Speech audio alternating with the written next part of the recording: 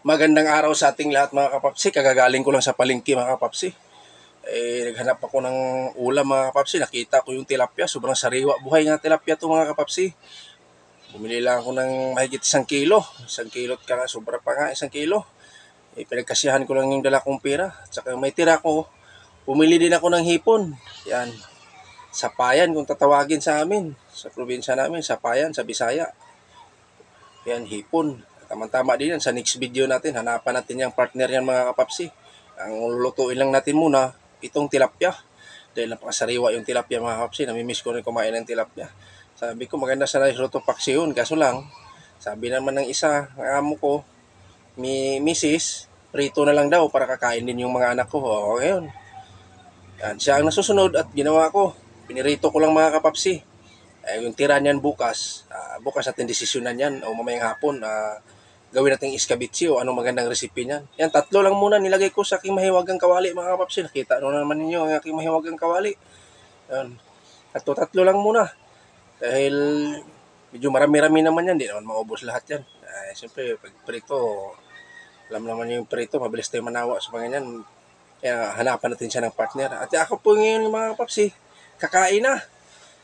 Yan, diretso na tayo. Yan, crunchy yung tilapia natin. Malupit din tayong sausawan mga kapapsi. Yung kalamansi.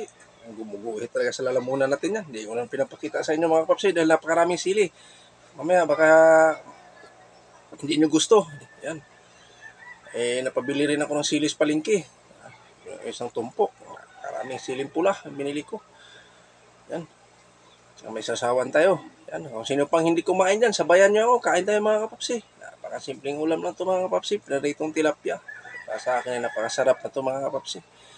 Gulay sana. Sana may partner sa ng gulay ito. Kaso lang wala ka rin mahanap ng gulay sa palengke. Dahil nga sa masama ang panahon natin. Wala daw nagbababa ng gulay galing sa mga probinsya. Yan lang pagtsagaan natin. Tilapia. Pritong tilapia mga kapapsi. Pero yung tilapia ko sariwa naman talaga yan. Medyo may kataasan lang yung presyo dahil sariwa. Kaya kasi ako bumibili ng mayroon kasing iba sa palengke nga may frozen. Sa akin talaga ko talagang live talaga. Buhay pa.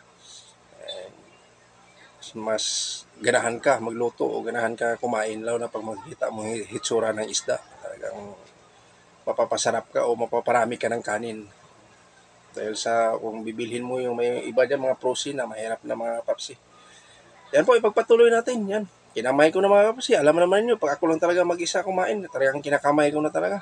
At saka malasa kasi pag nakakamay tayo mga kapatid, kasanayan natin sa probinsya. Siyempre, bago natin ginawa yan, kailangan maghugas tayo ng maigi. Hindi nadandahan ko lang yung tilapia mga kapatid. Crunchy yan. Talagang tumutunog-tunog pa talaga. Mas maganda kasi yung pagkaprito ko mga kapapsi, pinalutang ko sa mantika. Medyo masagana tayo sa mantika ngayon, kaya maganda yung resulta niya. Maganda yung pagkaluto. Hindi na nga tuklap yung balat. Talagang pag binaliktad mo, baliktad na talaga agad. Yan.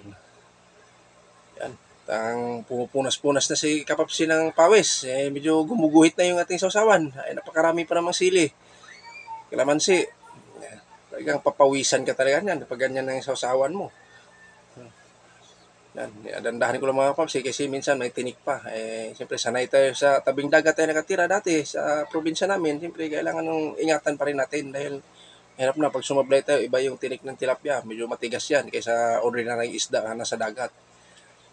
Katulad ng mga ibang isda dyan sa dagat, kahit magmasaw-saw mo na sa suka, talagang lalambot yung buto. Itong tilapia kasi pinirito natin to, iba to, tumitigas yan.